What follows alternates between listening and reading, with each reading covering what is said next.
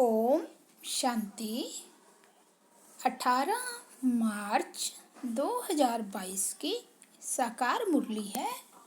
मीठे बच्चे, माया की फागी बड़ी जबरदस्त है, उससे खबरदार रहना है। फागी अर्थात बादल में कभी भी मूंझना नहीं। आज का प्रश्न है, महावीर बच्चों ने कौन सा कर्तव्य किया है जिसका यादगार शास्त्रों में है? उत्तर है, महावीर बच्चों ने मूर्छित को संजीवनी बूटी देकर सुरजीत किया है। इसका यादगार शास्त्रों में भी दिखाते हैं। तुम बच्चों को तरस पड़ना चाहिए जो सर्विस करते करते बाप से वर्षा लेते लेते किसी भी कारण से बाप का हाथ छोड़कर चले गए। उन्हें पत्र लिखकर सुरजीत करो। पत्र लिखो कि तुम्हें क्या हुआ जो तुमने पढ़ाई छोड़ दी, बदनसीब क्यों बने। गिरते हुए को बचाना चाहिए। गीत बजा है, नयनहीन को राह दिखाओ। ओम शांति। यह गीत बहुत कॉमन गाते हैं। हे भगवान, अंधों की लाठी बनो, क्योंकि भक्ति मार्ग में ठोकरें बहुत खाते हैं परंतु बाप को नहीं पाते। आत्मा कहती है, हे बाबा, मैं आपसे मिलने के लिए इस शरीर द्वारा बहुत ही भटकी। आपका रास्ता बहुत ही कठिन है। यह तो जरूर मनुष्य समझते हैं कि जन्म जन्मांतर हम भक्ति करते आए हैं। यह नहीं जानते कि हमको ज्ञान मिलना है, तब हम नयनहीन से सज्जे बनेंगे। भक्ति मार्ग का कायदा है, भक्ति करना, धक्का खाना।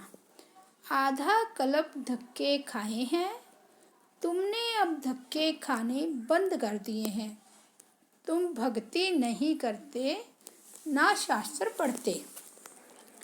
जब भगवान मिल गया फिर यह सब क्यों करें, जबकि भगवान हमको अपने साथ ले जाने वाला मिला है, तो फिर हम धक्के क्यों खाए।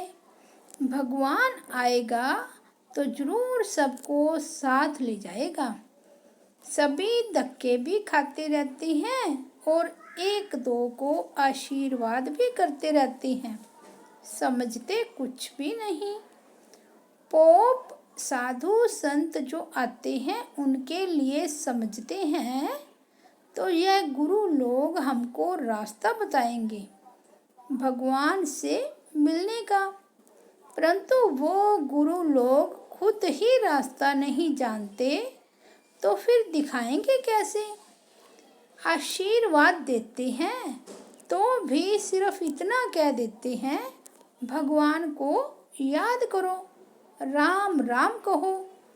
जैसे रास्ते में कोई से पूछो फलाना स्थान कहाँ है, तो कहेंगे इस रास्ते से चले जाओ तो पहुंच जाएंगे। ऐसे नहीं कहेंगे, साथ ले चलते हैं। तुमको रास्ता चाहिए वह बता देते हैं, परंतु साथ में कोई गाइड तो चाहिए ना। बिगैर गाइड तो मूंझ पड़ेंगे। जैसे तुम भी एक दिन फागी के कारण जंगल में मूंझ पड़े थे। यह माया की फागी बड़ी जबरदस्त है। स्टीमर वालों को फागी के कारण रास्ता दिखाई नहीं देता, बड़ी खबरदारी रखते हैं। तो यह फिर है माया की फागी। कोई को रास्ते का पता नहीं पड़ता, जप तप तीर्थ आदि करते रहते हैं। जन्म जन्मांतर भगवान से मिलने लिए भक्ति करते आए। अनेक प्रकार की मत भी मिलती है, जैसा संग वैसा रंग। हर जन्म में गुरु भी करना पड़े। अब तुम बच्चों को सतगुरु मिला है।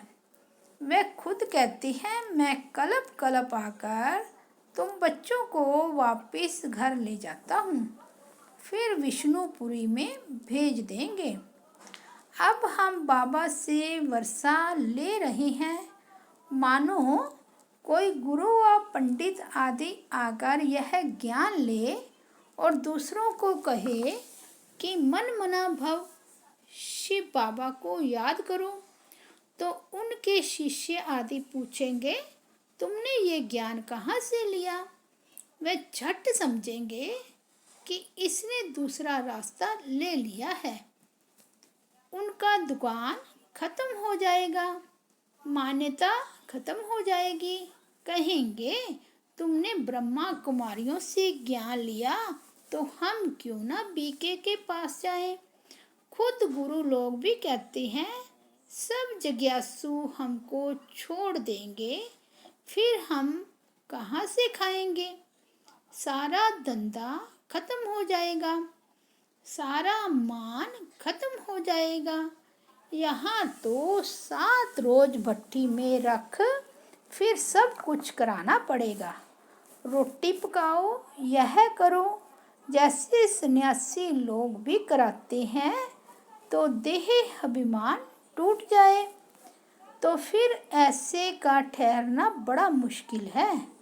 दूसरी बात, जो बाहर से आते हैं उनको पहले पहले बाप का परिचय देना है कि हम माता पिता से विश्व के मालिक बने का वर्षा ले रहे हैं। बाबा है विश्व का रचयिता। हमारी एम ऑब्जेक्ट है कि हमको नर से नारायण बनना है। तुमको भी दाखिल होना है तो 8 रोज आकर पढ़ना होगा। बड़ी भारी मेहनत है, इतना अभिमान कोई तोड़ ना सके। ऐसे ऐसे आदमी जल्दी आ नहीं सकते। बाप समझाते हैं कि तुम भाई बहन हो, एक दो को समझा सकते हो। समझो, कोई बच्चे हैं जो बहुत अच्छी सर्विस करते थे, बहुतों को समझाते थे, अब बाबा का हाथ छोड़ दिया है। अब यह तो तुम जानते हो कि शिव बाबा हमको पढ़ाते हैं ब्रह्मा द्वारा, डायरेक्ट तो नहीं पढ़ा सकते हैं। तो बाबा कहते हैं, ब्रह्मा द्वारा स्थापना कराता हूँ, राजयोग सिखलाता हूँ। अगर कोई ने ब्रह्मा का हाथ छोड़ा तो गोवा शिव का भी छोड़ा। विचार किया जाता है, फलाने ने छोड़ा क्यों? नसीबदार बनने के बदले बदनसीब क्यों बने हो? तुम रूठे किससे? बहनों से रूठे होंगे। तुम जो इतना वर्षा लेने वाले थे, फिर क्या हुआ? क्या सिखलाने वाले बाप ने तुमको कुछ कहा जो पढ़ाई छोड़ दी और बदनसीब बन गए? बाबा भी पूछ सकते हैं, तुमने राजयोग सीखना क्यों छोड़ा? तुम भी आश्चर्यवंत बाबा का बनंती कथंती भगंती में आ गए, अपनी तकदीर को लकीर लगा दी। समय देख उनको सिखाना चाहिए।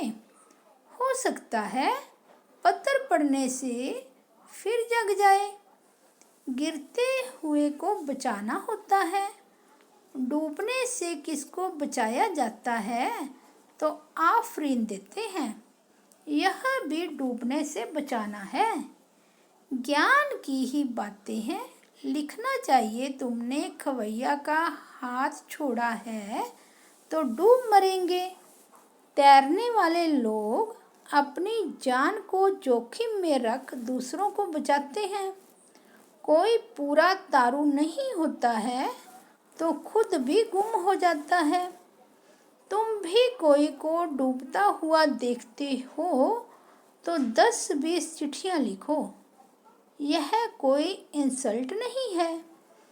तुमने इतना समय हाथ पकड़ा, औरों को भी समझाया, फिर तुम कैसे डूबते हो? तुम प्रेम से लिखो। बहन जी, तुम तो राजयोग सीख पार जाने वाली थी, अब तुम डूब रही हो। तरस पड़ना है, तरस पड़ता है तो बेचारे को बचाओ। फिर कोई बचता है व नहीं, यह तो हुई उनकी तकदीर। दूसरी बात यह है, जो प्रदर्शनी में ओपिनियन लिख कर देते हैं कि यहाँ नर से नारायण बनने का मार्ग बताया जाता है, यह राजयोग बहुत अच्छा है। बस लिखा, बाहर निकला तो भूल गया। इसलिए जो लिखते हैं उनकी पीठ करनी चाहिए कि तुमने यह ओपिनियन लिख कर दिया, परंतु क्या हुआ? न अपना फायदा किया न दूसरों का। पहली मुख्य बात है, माता पिता की पहचान देनी है। इसलिए बाबा ने प्रश्नावली बनाई है। तो पूछो, परम पिता परमात्मा से तुम्हारा क्या संबंध है? क्या वर्षा मिलता है? यह लिखाना चाहिए। बाकी सारी प्रदर्शनी समझाए, पिछाड़ी में लिखने से कोई फायदा नहीं। मुख्य बात है माता पिता का परिचय देना। अब समझा है तो लिखो, नहीं तो गोवा कुछ नहीं समझा। हड्डी जिगरी समझा कर फिर लिखाना चाहिए। बराबर यह जगदम्बा जगत पिता है, वह लिख दें कि बराबर बाप से वर्षा मिलता है। ये लिख कर दें, तब समझो कि तुमने कुछ सर्विस की है। फिर अगर ना आए तो चिट्ठी लिखनी है, बराबर ये जगदम्बा और जगत पिता है, तो फिर वर्षा लेने क्यों नहीं आते? अचानक काल खा जाएगा, मेहनत करनी चाहिए। प्रदर्शनी की, उससे मुश्किल कोई 2-4 निकले तो फायदा क्या हुआ? बच्चों को पुरुषार्थ करना चाहिए। आना छोड़ दे तो चिट्ठी लिखनी चाहिए। तुम बेहद के बाप से वर्षा लेते थे, फिर माया ने तुमको पकड़ लिया है, प्रभु का तरफ छोड़ देते हो। यह तो तुम अपना पद भ्रष्ट कर देंगे। जो महावीर होगा वह झट संजीवनी बूटी देंगे। यह बेहोश हो गया, माया ने नाक से पकड़ लिया, तो उन्हें इतनी मेहनत करे तब कोटों में कोई निकले। जांच करनी पड़े कि यह सैंपलिंग कैसा है। बच्चियां लिखती हैं कि हमारा गला घुट गया है, परंतु तुम जास्ती बातों में जाओ ही नहीं। पहली मुख्य बात समझाकर लिखवाओ। फिर और बात, एक ही त्रिमूर्ति के चित्र पर पूरा समझाना है। निश्चय करते हो तो तुम्हारे माँ बाप हैं, इनसे वर्षा मिलना है। कोई कितना भी बूढ़ा हो, यह 2 अक्षर तो सबको समझा सकते हो ना। अगर यह 2 अक्षर भी धारण नहीं होते तो बाबा समझ जाते हैं कि इनकी बुद्धि कहाँ किचड़े में फंसी हुई है। मुख से ज़्यादा नहीं बोलना है, सिर्फ बाबा और वर्षे को याद करो। वर्षा है विष्णुपुरी जिसके तुम मालिक बनते हो।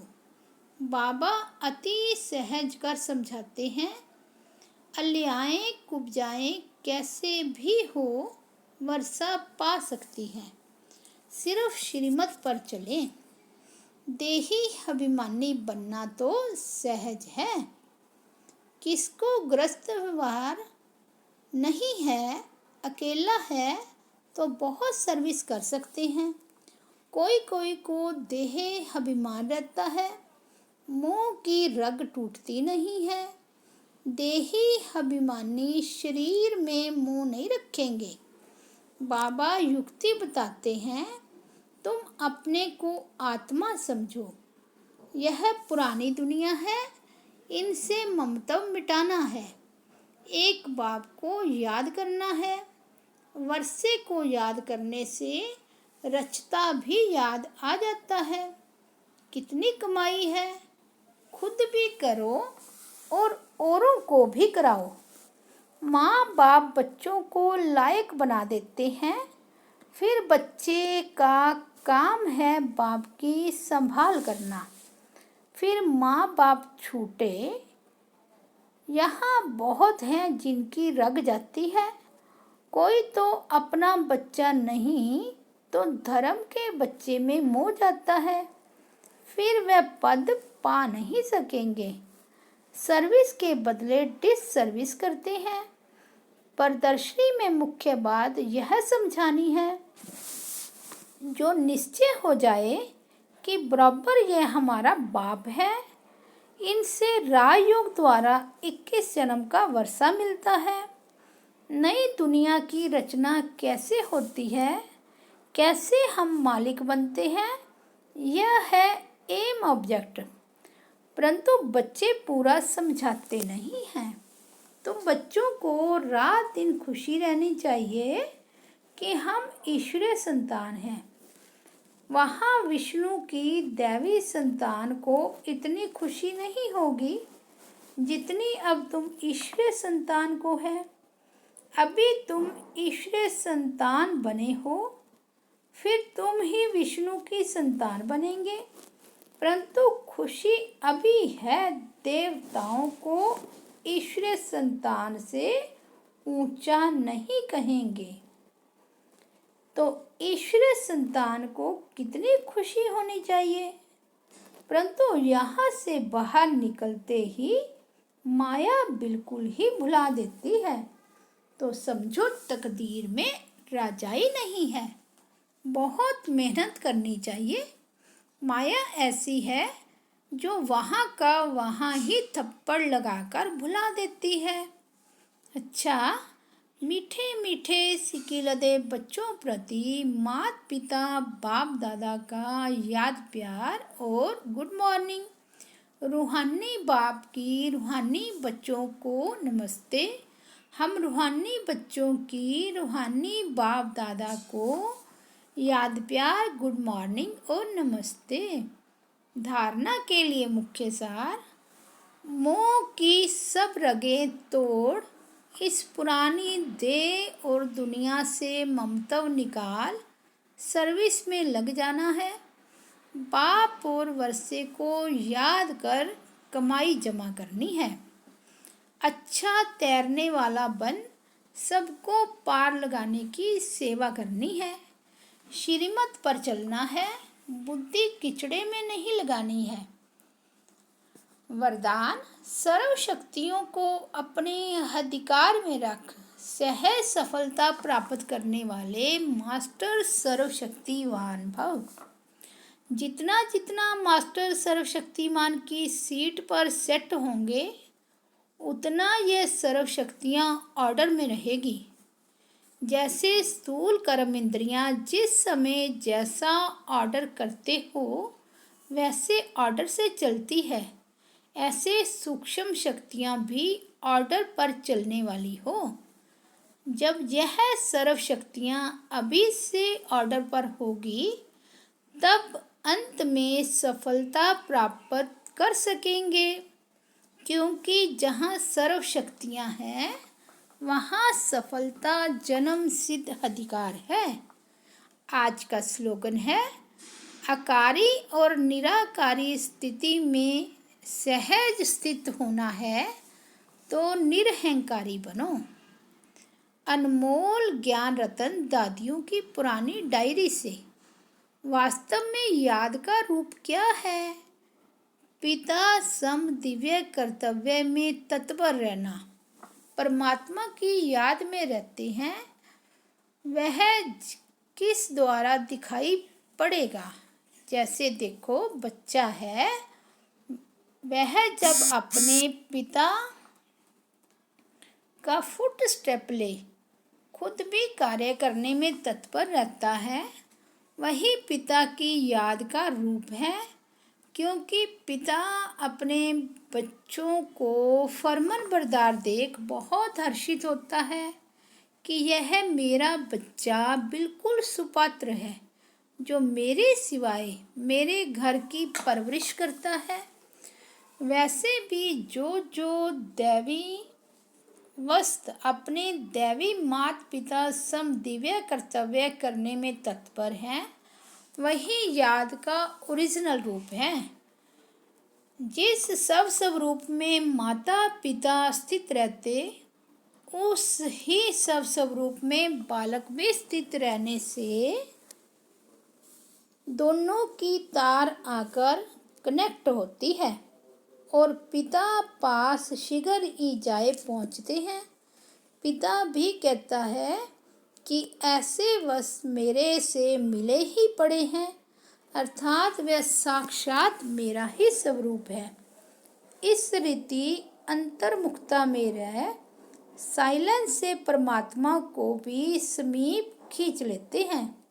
अच्छा, ओम शांति, ओम शांति।